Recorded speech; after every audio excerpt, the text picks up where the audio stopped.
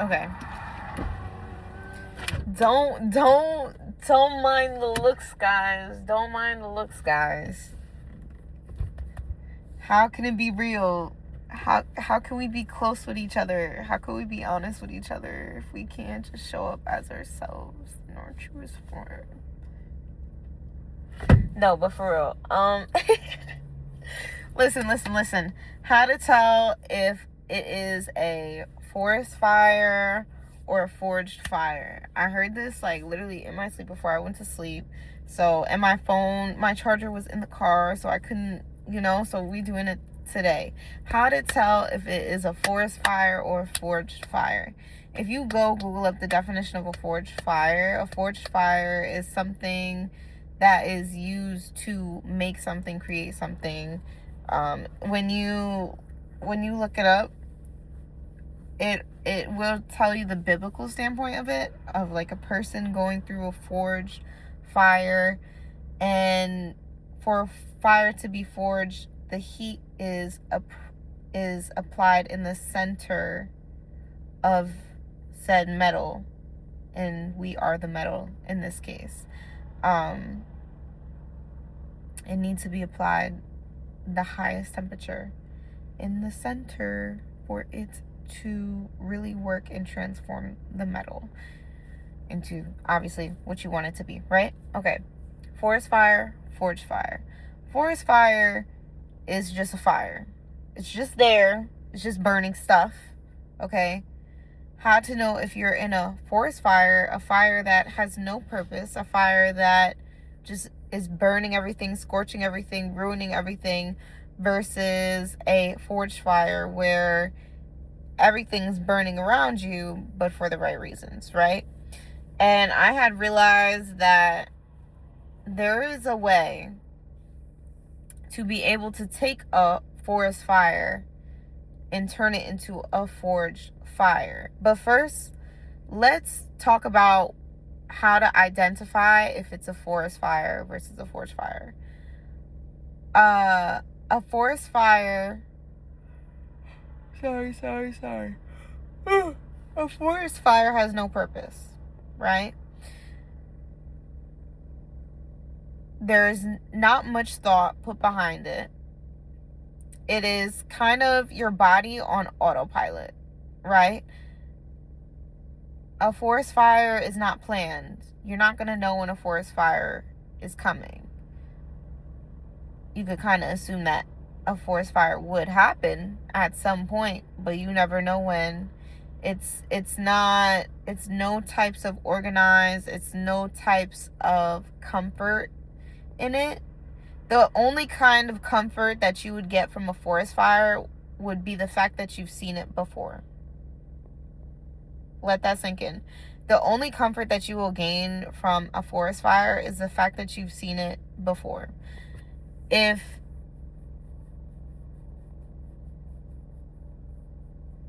How many things in your life do you have comfort with just because of the fact that you've experienced it before? You know what I'm saying?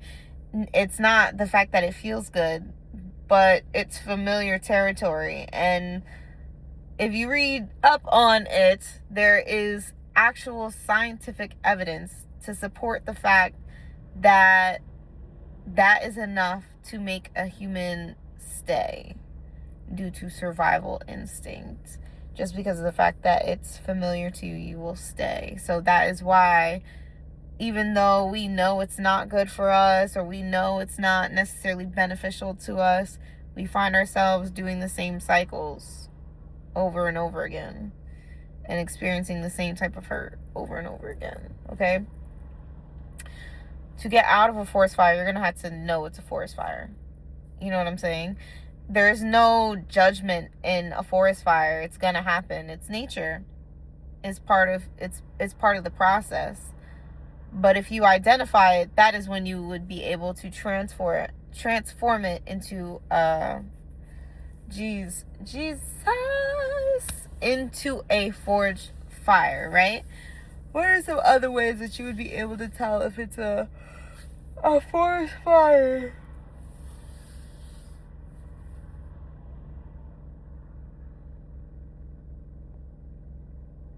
I don't know. I really do want to make this short, though. We're at 5 minutes, right? Let's talk about a forged fire.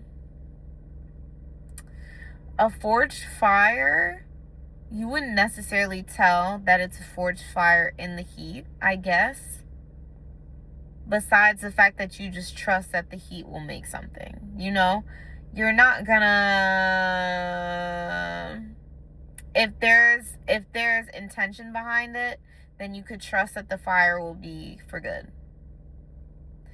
If you are slowing down in your reactions, if you are being slower to respond, if you are taking more thought into the things you choose to do on a day-to-day basis, you could trust that all fire from then on would be for greater good. It's called alchemizing. If you look up what alchemizing is, it's turning something, anything, into a good thing. Whether it's a good thing or a bad thing or this thing or that thing, you are able to alchemize it and make it build you up. I keep seeing like these tags and these posts on Instagram, TikTok, wherever. It's everywhere in my For You page. I guess, I don't know, but it's like, it's a girl looking at a guy and she's like, when I'm realizing that he's manipulating me, but like I haven't seen this method before, and she's just watching him, like, just like, I wouldn't say in awe, but she's like, oh my goodness, like, I'm about to learn from this, like, I get to see like something else. And then I seen in the comment like, it's like a game for me and this, that, and the third. And I just found that so funny because I feel like that really is the tell-all way of like getting through a forged fire, is just being in the audience to your own show. You know what I'm saying? Just being able to watch, and even though you know that like a certain situation might not turn out the way that you want it to, you know that it's going to work out in some way to help you in the end. A forged fire, you could trust that you will turn out shinier. You'll be able to see your reflection better. You know, you'll be more durable. All these different things that you'll be able to tell from a forged fire. It just feels like there's like a rhyme and reason for everything, if you really think about it. And I think that's beautiful. I really think that is beautiful. I'm not sure if I'm supposed to really go deep into this. I think I want to make more short to the point videos, so you could take my think pieces and run with it, because I think the beauty of learning all this and being able to talk about it is like those eye opener things, like just like a certain sentence that really clicked for me, that really made me like drop my jaw in some like, yo, that is wild. Like, I've been thinking this way for 20 plus years, or you know, I've been in such autopilot that I didn't even stop to think about, you know, all these different possibilities. And that really is something that could really shorten your experiences from your day-to-day basis. Like, if you are on autopilot, you're automatically putting yourself in a box of how much you can experience, because all your brain is willing to experience is what you've already experienced before. And that's not the point of life. Like, you need to go out more and experience and meet more people. And even though you know that these situations may not turn out all handy dandy cupcakes and this, that, and the third, like, you know that you're going to learn from it. You're going to cherish the good moments out of it, because whether you want to hate people or not, like, you make memories with them. And please, guys, this has been on my mind. I just cannot fathom the fact of not being friends with somebody anymore and me just throwing away like all our good memories. Like, that never made sense to me. Like, how can you expect me to, you want me to hate all my life because I don't, well, that's my situation. Like, that's my situation.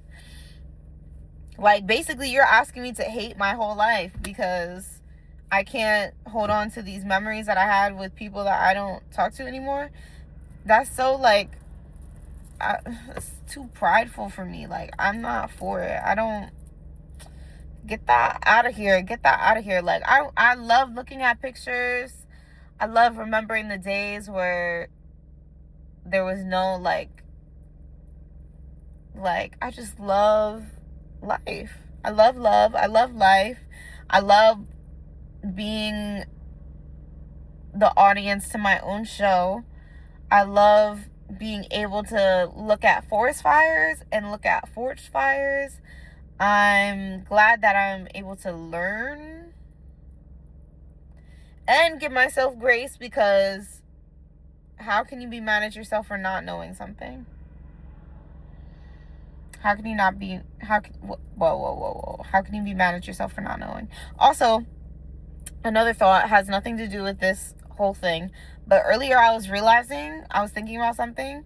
I had this tendency to present myself as perfect to people, because that was the way that I thought that I was like a pill to swallow. Like, it was just easier for me to swallow if I was just perfect and just, filled in all the gaps that were in the room and be able to solve all issues if necessary. And why is my voice shaking while I'm talking about this? And it came down to even like cleaning my room, right? So I thought of this because earlier, my dad texted me. He said he was coming over, and I started cleaning my room, and I was like, wait a minute. I was thinking about the easiest times I've had cleaning up my room, and it was with somebody in the room with me. Like, somebody just sitting there and just keeping me company while I clean my room so I could focus and I could keep the task at hand, right?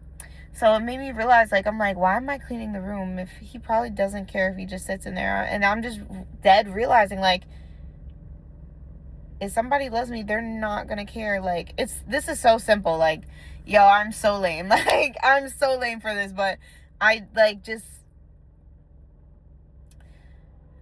you don't have to present yourself as perfect. As long as you're working on yourself, like, that sounds all right to me. You know what I'm saying? Like, if you're not going to feel good about yourself if you're not really doing anything to help yourself. So, like, I think that's really, like, how to get yourself out of feeling bad for, exposing yourself in that way. I don't know what that really had to do with anything. I don't know if somebody really needed to hear that, but, like, this is my advice to you. Like, don't clean your room before they come over. I mean, listen, that's that sounds so bad. Like, I don't know. Like, even like me saying that out loud, that sounds weird. But I think you know what I'm saying when I say that, right? My knee's all in the camera because I'm not wearing a bra, and we're not doing that. So, yeah, but that was just some think pieces. I don't know what a room has to be for somebody else. Like, if somebody truly loves you, they're gonna love your messy room too. And they're gonna help you clean it up. Love you guys.